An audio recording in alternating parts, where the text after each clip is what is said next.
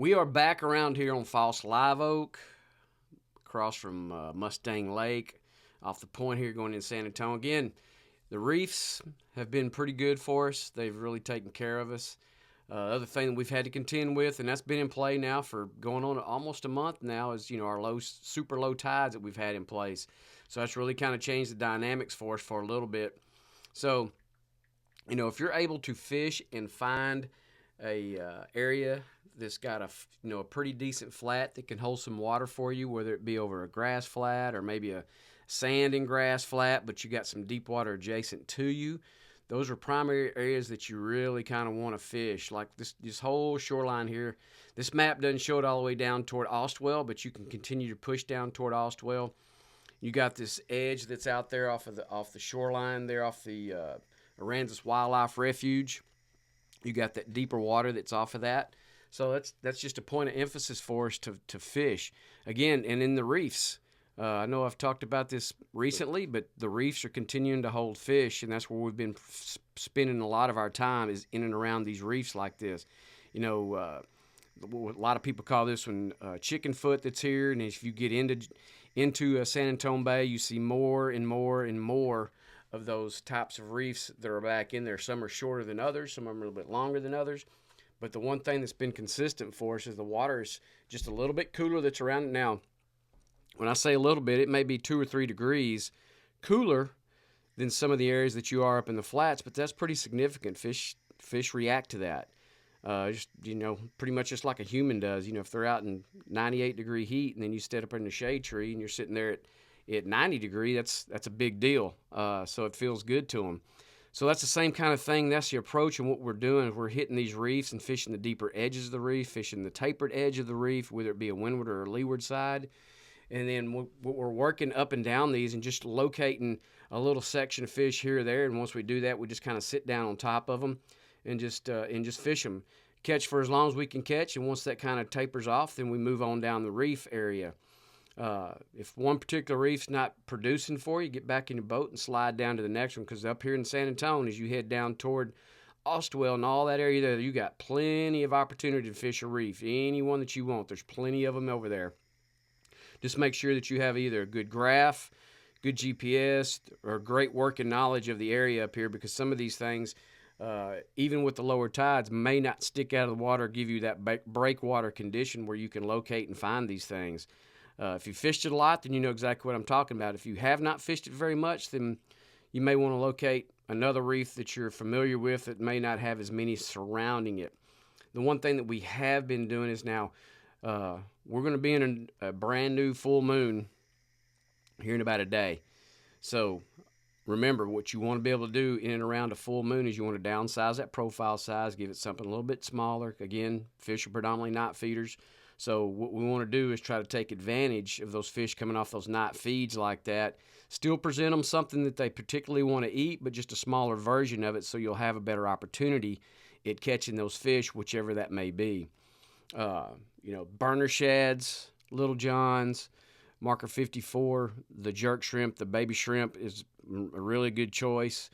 Since a lot of stuff eats shrimp, it doesn't matter. That's a good one to put in there. Maybe you're a mirror lure, a little paddle tail, the knocking tail, even they got a 3 1/4 inch that's a great one. It's called Smoke. That's a really good flavor there, and it's got that rattle that's in the tail, so it does really well. So again, it's a smaller version of these particular baits. So that's one thing that you must keep in mind when you also the soft dine. It's another good choice for you as well, especially if you're going to fish a little bit, maybe a tad bit deeper water. 3 foot, 4 foot of water, and you can allow that thing to kind of wobble down into that water column like that and have some pretty decent success. But you can control the descent of those particular baits up and down these reefs, and you won't get hung up on them.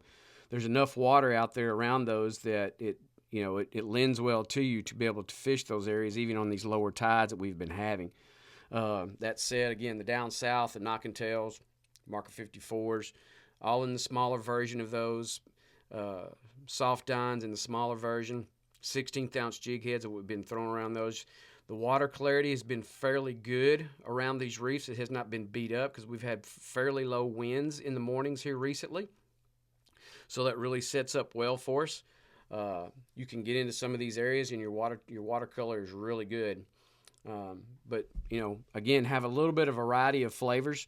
Size wise, I wouldn't go anything bigger than a 4-inch, but I would stick around that 2 3/4 to 3.5 inch at most. Again, 16th ounce jig heads for these things, so you can work the water columns in and around these reefs. Patience is going to be a big key thing. So you're going to have a moonrise and a moonset minor that's going to be happening here over the next few days. So take advantage of those things early morning or late evening, and because that's primarily what we've been just hitting our fish and catching our fish is in those time frames. Middle of the day bite has been just about as tough as it can possibly be with their water temps in the low to mid 90s in some areas. Very tough on the fishing and the catching primarily. So keep that in mind when you fish these areas up here that, again, patience is going to take it. You'll find some fish, but you just kind of have to hang in there with them and continue to locate. The reefs all out here in Aransas Bay, Long Reef, across the ICW down here to Half Moon in some of these areas, Old Tin Can area, all these areas out here. Again, the reefs are the common theme right now for us. Again, some of these areas have not been accessible simply because they've just kind of washed away and have gotten a little bit deeper into the water column from either storms, oystering, just time and tides have washed some of these away. So, it's an area that when you get out there, if you've got some of the newer graphs, new updated GPS stuff, you can probably drift over some of these areas and see if that some of those reefs are still in play for you to jump out and wait them. All out here, down there to Jaybird, the point out here this way, you've got Spalding Reef that's down here as well. All these up here around the ICW. Any of these things, especially when you got something close to the ICW there, you got some deep water access around some of these areas. They can really give you opportunities that you may not get. So that water's typically just a tad bit cooler around them, which is helpful, and that's what you're looking for. You want to find these fish that are laying up around the shell and that deep water like that. So when that water temp starts to climb them, then they can dump off into that. So if you're able to get to some of these areas a little sooner in the mornings, if you can get there daybreak, run safely to it with not a problem, you know where you're going. You're not going to run up on the reef, but you got good tracks to get to some of these areas, then you can have yourself a pretty decent day. There are still trout out there to be had. There's some solid fish out there to be had. You just have to work them. You just have to stick with them and not get impatient. So, that's the biggest key right now. We're fixing to go right into August, which is probably going to be maybe even hotter than we've already dealt with in June and July. This is prime hurricane season, so we're keeping an eye on that kind of thing. So there's a lot of different factors that are going on that, if we could have something just to kind of help us out weather-wise to kind of cool things off, it would greatly help our fishing and catching in our estuaries that are here. But right now, this is what you have to contend with. These are the things you're going to have to deal with. So there is a tactic. You may have to put a plan in place for you. You may have to have a secondary plan in play to do these. But again, full moon coming. It's going to be here soon, next day or two. Smaller baits early. Work it till 9, 10 o'clock off of these deeper edges out here on the ICW, wherever it's convenient for you to be able to do that, whatever you safely want to be able to do. And you'll locate some fish. Again, see what your water clarity is to see what kind of flavors that you want to throw in and around these particular areas. If you're going to fish there off the ICW, because some of these flats give you that option to do it. You can be waist deep water, and a few more steps, you'll be close to the ICW and be in 18 to 20 foot of water. So if you're able to throw to that and cast to those types of areas, you may want to upgrade your jig heads to maybe an 1/8 ounce or maybe even a 3/16 ounce if you're going to throw it to that deeper water. Just assist with getting it down off that edge. That's always something that's productive if you're able to fish those types of areas like that. But mostly, again, 16th ounce jig heads has been fine for us. But you may want to have 1 or 2 of those in your box just in case, just to try something just a tad bit different. Again, soft dines, marker 54 in the baby shrimp, the knock and tail 3 1/4 inch, smoke flavor specifically.